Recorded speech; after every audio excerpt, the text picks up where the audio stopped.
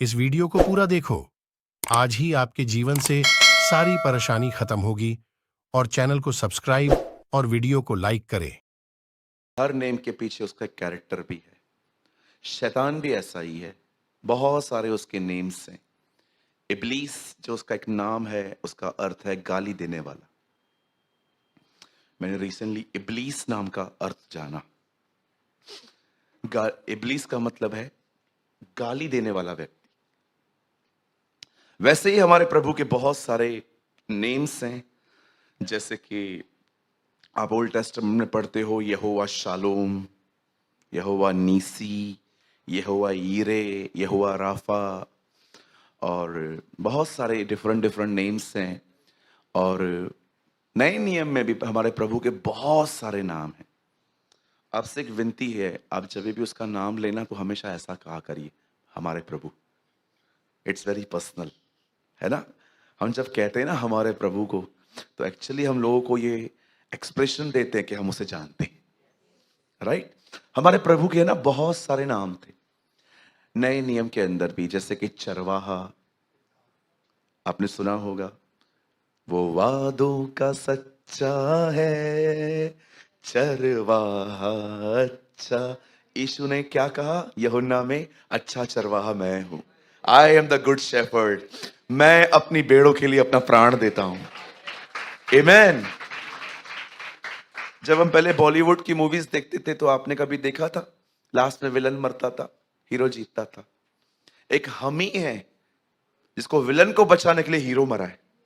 Hero. हम villain तो थे, और कौन थे? आप क्या अच्छे थे? हाँ, विलन की मां। हम सब विलन की तरह तो थे।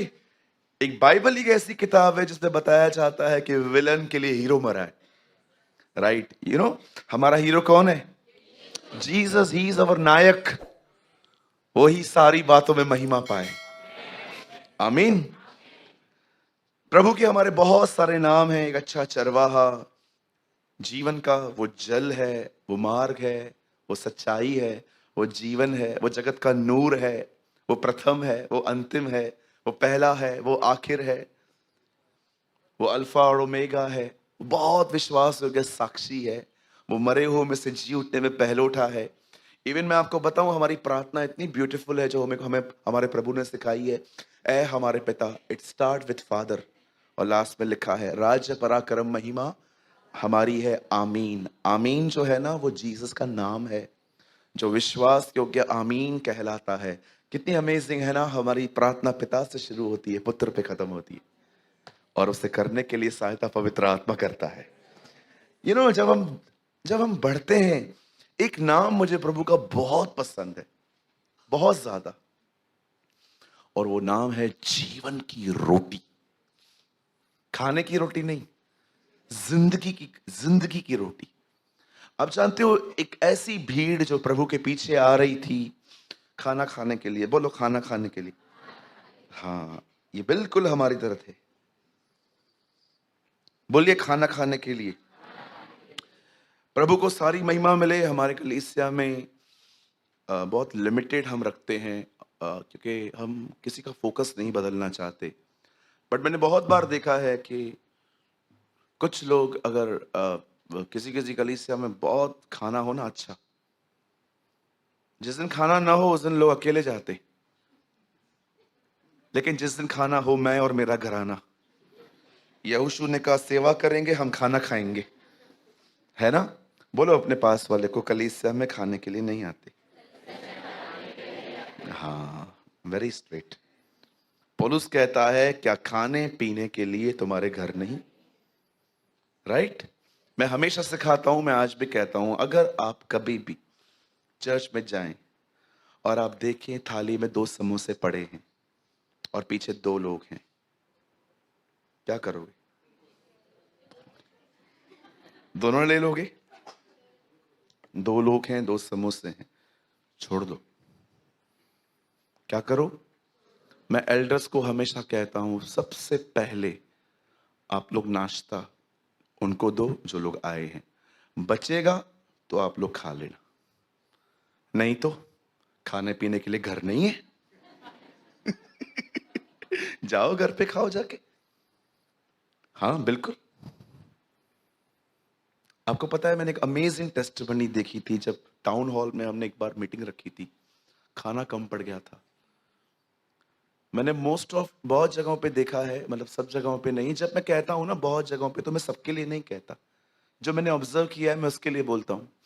बहुत बार ऐसा होता है कि जब लोग 9 साढ़े 9 बजते हैं ना, तो जल्दी निकल जाते हैं, खाना पीना खा के फिर निकल जाते हैं। लेकिन मुझे भाई प्रदीप बता रहे थे, वो एक ऐसी सभा थी जहां पर 10 बजे तक भी लोग उठने को तैयार नहीं थे, क्योंकि कोई खाने के लिए आया ही नहीं था।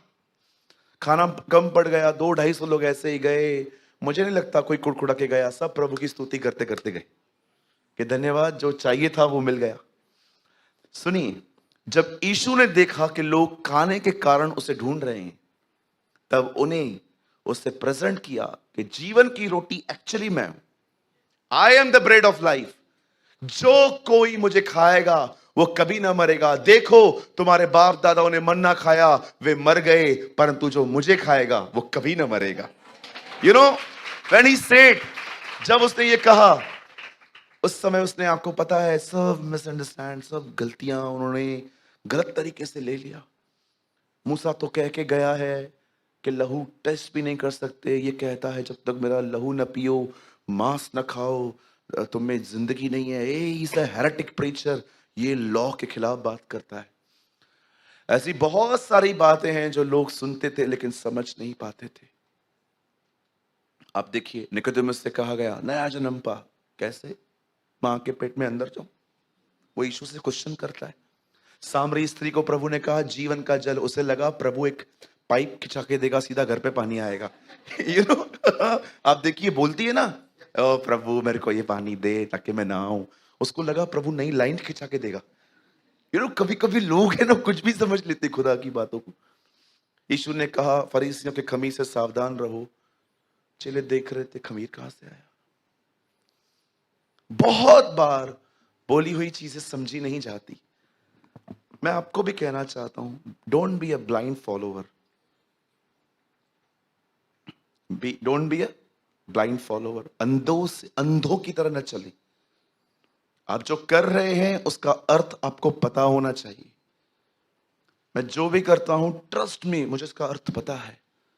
और जब तक मैं संतुष्ट नहीं होता ना किसी चीज से, मैं करता भी नहीं हूं। मुझे लगता है नो, मुझे नहीं करना चाहिए वो। आज मैं आपको बताना चाहता हूं यीशु ने अपने आप को जीवन की रोटी क्यों कहा। हम एक ऐसी दुनिया में रहते हैं जहां पर इन दिनों में चीज बहुत खाई जाती है। बोलो चीज। देखते होंगे ना, हर चीज में आजकल चीज आ रही है। हर चीज में चीज। समोसे में चीज डाल रहे हैं, पिज्जा में चीज डाल रहे हैं। मैंने कभी कभी देखा है लोग पे करते हैं डबल चीज डलवाने का, कि भाई डबल कर दो। आप लोग चीज खाते हैं? मैं आपको एक विनती करता हूं, ये पूरा हफ्ता चीज ही खाओ। रोटी में चीज डलवाओ, खाने में चीज डलवाओ, ऊपर से चीज डलवाओ, हर जगह पे चीज डलवाओ। और एक हफ्ते के बाद जाओ अपना वजन चेक करवाओ। आपको मालूम पड़ेगा धरती के बोझ और बोझ बन गए। हम लोग और मोटे हो जाएंगे। क्यों? चीज आपने खाई, अब वो आपके बदन का एक हिस्सा बन गई है, जिसे हम इंग्लिश में कहते हैं फैट्स। ठीक है? और जानते हो ना वेदी पे क्या चढ़ाया जाता था? चर्बी। वहां लिखा है चर्बी निकाल के चढ़ा। प्रभु को मैं कई बार बोलता हूं मेरी चर्बी उतार। सुनिए, सुनिए, सुनिए, सुनिए। क्यों प्रभु ने कहा मैं जीवन की रोटी हूं? ताकि आप उसे अपने जीवन का हिस्सा बनाएं। आज जो मैं शेयर करने वाला हूं, आपसे नम्र विनती करता हूं, प्लीज उसे अपनी जिंदगी का हिस्सा बनाएं। उसे किताब का हिस्सा न बनाएं मात्र।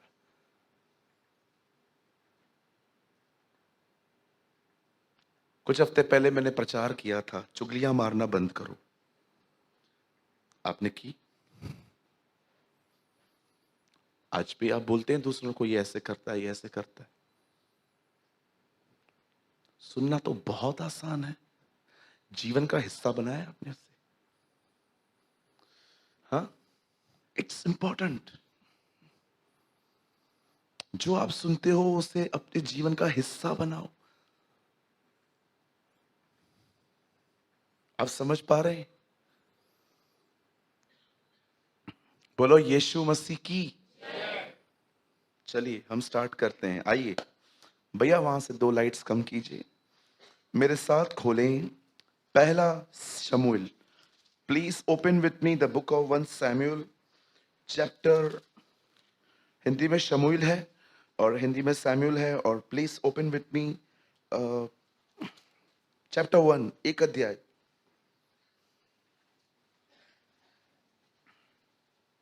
एक का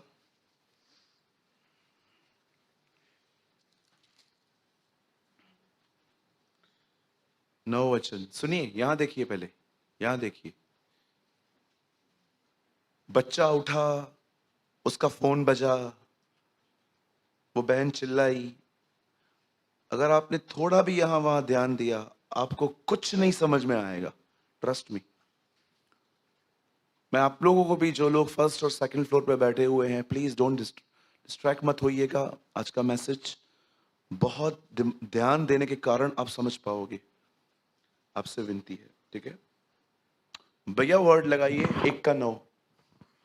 तब शीलो में खाने और पीने के बाद हन्ना उठी और यहोवा के मंदिर के चौखट पे एक बाजू के पास एली याजक कुर्सी पर बैठा हुआ था। 10।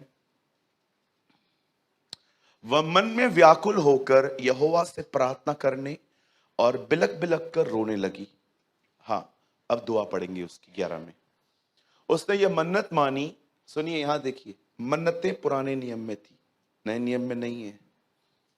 ओके, जब आप पॉल के लिए पढ़ते हो कि उसने मन्नत मानी, वो एक अलग मैटर है। मैं आने वाले दिनों में क्लियर करूंगा।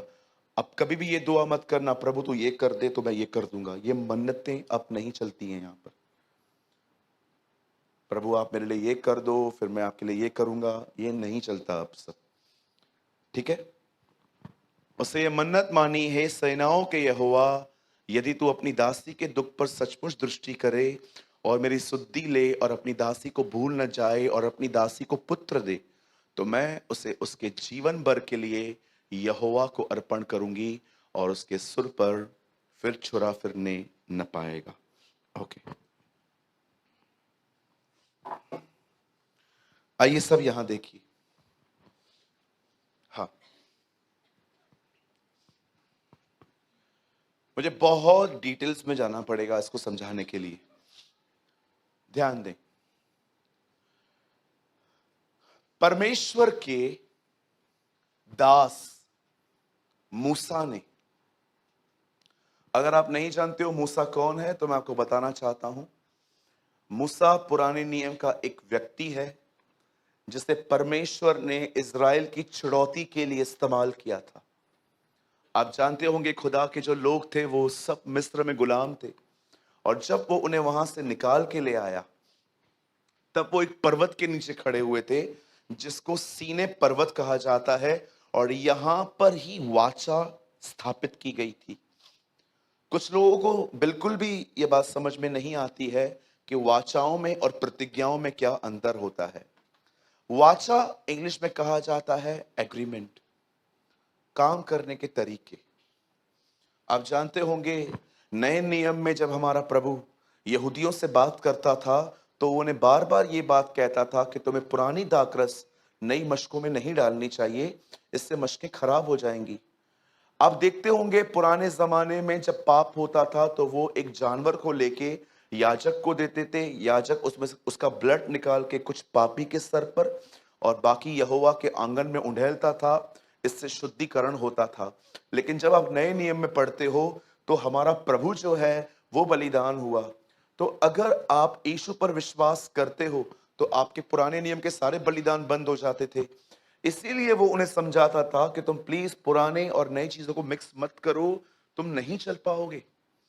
आज भी बहुत सारे आप लोग देखते होंगे, मसीह लोग भी मैंने देखा है, वो बहुत बार अपने प्रभु में आ जाते हैं लेकिन वो कुछ चीजों को भी लेके आते हैं।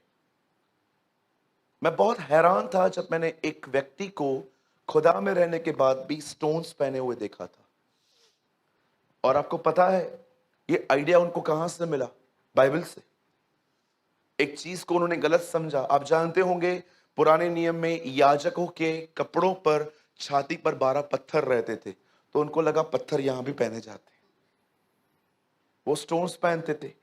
या मैं देखता हूं कभी कभी मसीह बहनें भी अपने बच्चों को टीके लगवाती है यहां पर कि नजर न लगे। नजर लगने का मतलब क्या होता है मुझे बताइए? आप में से कुछ लोग कहते हैं कि बदर मुझे किसी की नजर तो नहीं लगी। नजर का मतलब क्या होता है? ऐसे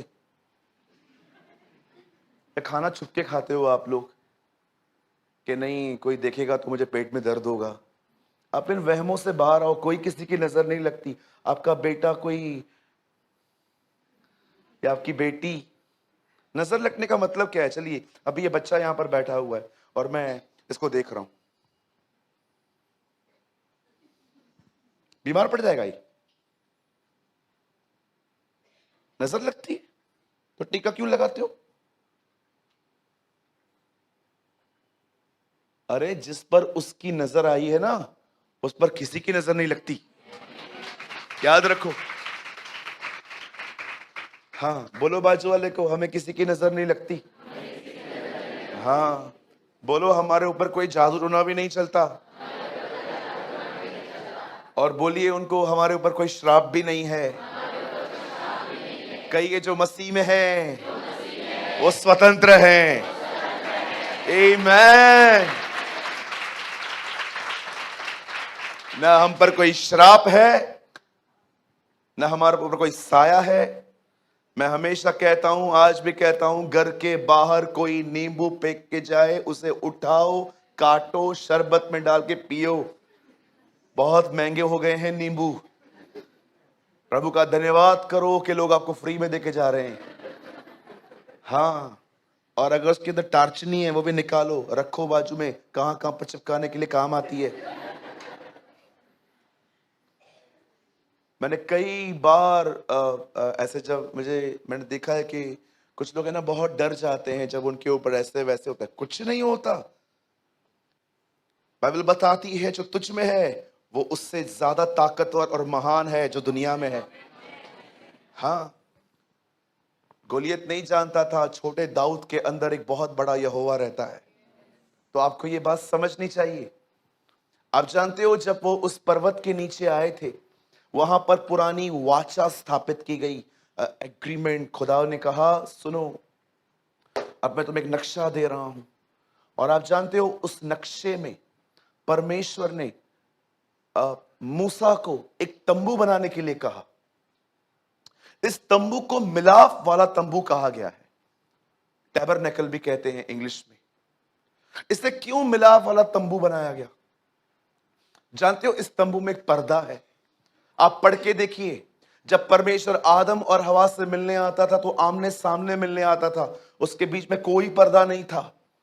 लेकिन पाप होने के कारण कलाम पाक कहता है एक पर्दा आ गया, क्योंकि अब परमेश्वर पवित्र था, है और रहेगा। वही इंसान जो था वो पापी बन गया। अब वो खुदा से सामने सामने नहीं मिल सकता था। ये जो एक पर्दा आ गया, अब इसके साथ वो उसे नहीं मिल सकता था। इसीलिए कलाम पाक कहता है यीशु हमारा कफारा ठहरा, वो हमारा बलिदान ठहरा। आप जानते हो जब परमेश्वर ने इस तंबू को बनाने के लिए कहा, मैं आपको एक पिक्चर दिखाता हूं, ये तंबू है कैसे, बाहर से भी दिखाता हूं, अंदर से भी दिखाता हूं। पड़ी बदल लगाइए, ये देखिए, ये इस तंबू की बनावट है। आप यहां पर देखते होंगे, ये जो है ना, इसको होली प्लेस कहते हैं, पवित्र स्थान, और इसे कहते हैं परम पवित्र स्थान। और ये जो डॉट डॉट से ना, ये एक पर्दा है, और इसे जो कहते हैं ना, ये कहते हैं बाहरी आंगन। लूका की किताब में आप इसका जिक्र पढ़ सकते हैं कि जब जकरिया नबी अंदर जाके धूप जला रहा था, प्रजा बाहर प्रार्थना कर रही थी। बाहरी आंगन में सब लोग आ सकते हैं, हर दिन आ सकते हैं। वो यहां पर बैठ के दुआएं भी करते थे। लेकिन यहां पर ये जो पवित्र स्थान है, यहां पर मात्र ये काम करने वाले याजक यहां पर जा सकते थे। और जो लास्ट में है, वहां पर महायाजक जाता था, वो भी साल में एक बार, और विदाउट ब्लड नहीं। मैं फिर से बता देता हूं, अगर इसे लिखा है the tabernacle also called the tent of meeting of sanctuary. यहां देखिए, ये एक तंबू है, ओके।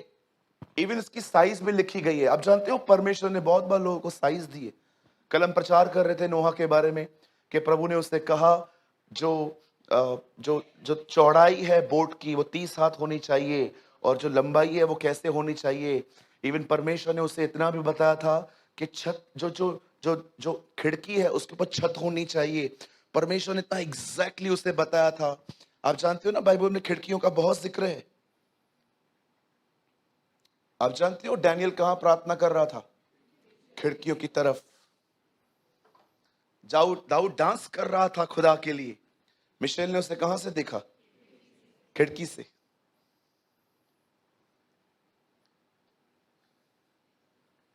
रानी इजबेल को कहां से फेंका गया? खिड़की से। नोहा ने क्या बनाई? खिड़की।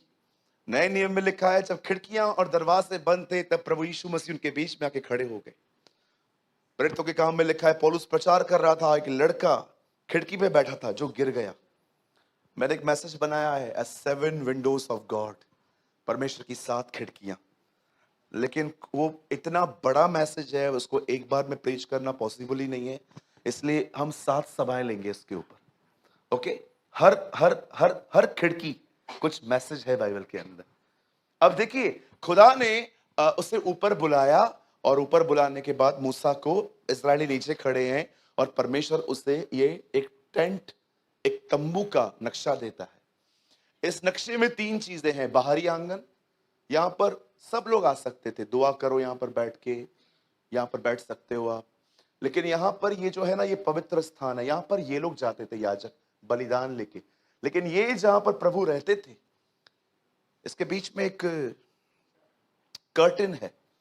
आप अगर प्रकाशित वाक्य पढ़ो तो आपको पता चलेगा ऐसा सेम टेंपल स्वर्ग में भी है। आप पढ़ के देखिए, वहां पर भी लिखा है ना, यीशु अपना ब्लड लेके परम पवित्र स्थान में गया। परमेश्वर ने ऊपर का मंदिर अर्थ पे बनाया। और जानते हो इसे मिलाप वाला तंबू क्यों कहा गया? कि अब इस तंबू के द्वारा मैं लोगों से मिलूंगा। अगर आप मैसेज ट्रांसलेशन पढ़ें, और जिसमें लिखा है ही ड्वेल्ड अमंग अस, वह आदि में परमेश्वर था, आदि में वचन था, वचन परमेश्वर के साथ था, वचन ही परमेश्वर था। 14 में लिखा है ना, word became flash. Message translation में लिखा है a tabernacle of God in our midst.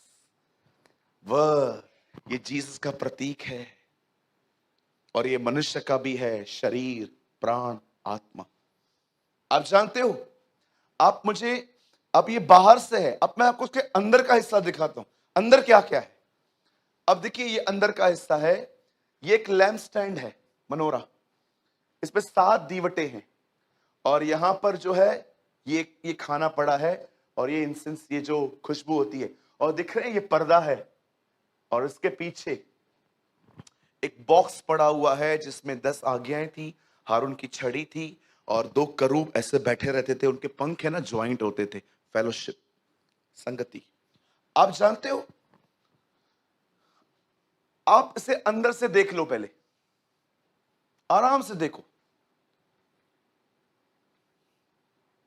अब एक अजीब बात मैं आपको दिखाता हूं। भैया वापस थीम वर्ड में आओ। यहां देखिए, परमेश्वर मूसा को कहता है एक तंबू बना, उसके 3 खंड बना, बाहरी आंगन, पवित्र स्थान, अति पवित्र स्थान। और जब परमेश्वर कई सालों तक